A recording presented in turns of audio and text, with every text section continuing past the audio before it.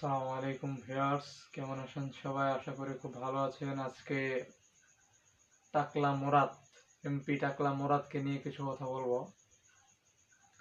যে এই টাকলা অনেকদিন যাবৎ ইসলামের বিরুদ্ধে অনেক কথা বলতেছে, যা আমাদের মুসলিমদের জন্য অনেকই কষ্টকর। সে সে নাকি রাষ্ট্রীয় ধর্ম ইসলাম এটা মানে না। সে নাই মানতে পারে, সে যদি নাস্তিক হয় সে মানবে না, কিন্তু দেশটা তো ওর বাপের না। যে ও মানলো বা না মানলো এটাতে আমাদের কিচ্ছু যায় আসে না। আর ও যে কথাগুলো বলে যে দাড়ি টুপিওয়ালা হুজুরদের ফতোয়া বাংলাদেশে চলবে না, বাংলাদেশটাকে ওর বাপের, ওর বাপ ওর বাপ দাদাকে বাংলাদেশটাকে কিনে আনছে, যে দাড়ি টুপিওয়ালা হুজুরদের ফতোয়া চলবে না।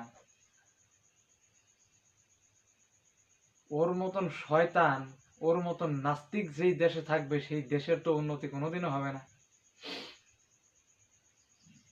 আর একটা কথা কি, আসলে যার সন্তান যারা হয় এদেরকে তো আসলে এমনি চেনার কোনো প্রয়োজন বা এমনি চেনার কোনো নাই। জারজদেরকে তো এমনি চেনা যায় না যে এ জারজ সন্তান, এ হারামজাদা। এদের কার্যকলাপ, কথাবার্তা আর কাজে কর্মে বোঝা যায় যে এটা হালাল জাদা না হারামজাদা। এই এমপি মোরাদ নিশ্চয়ই জারজ সন্তান। এর কোনো বাবার ঠিক নাই, কোনো মায়ের ঠিক নাই।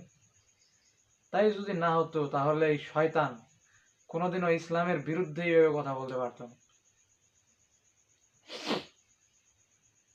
এই শালা টাকলু, মাথায় তো নাই চুল, আর বড় বড় কথা বলে।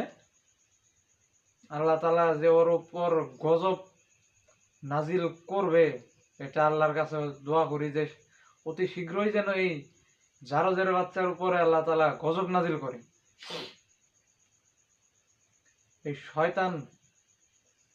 এই শয়তানের দৃষ্টান্তমূলক শাস্তি দাবি করছি মাননীয় প্রধানমন্ত্রীর কাছে। মাননীয় প্রধানমন্ত্রীকে বলি যে এরকম শয়তান এই বাংলাদেশে থাকলে ইসলাম তো থাকবেই, কিন্তু এই এমপি মোরাদ থাকবে না।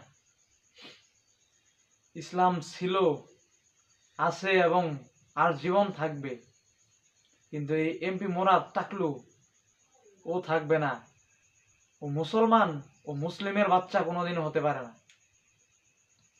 ও মুসলিমের বাচ্চা কোনোদিনও হতে পারে না। এ শয়তান ছাড়া আর কিছু নাই, নাস্তিকের বাচ্চা, এ কাফেরের বাচ্চা। এ যদি কাফেরের বাচ্চাই না হতো তাহলে ইসলামের বিরুদ্ধে এইভাবে কথা বলতো না।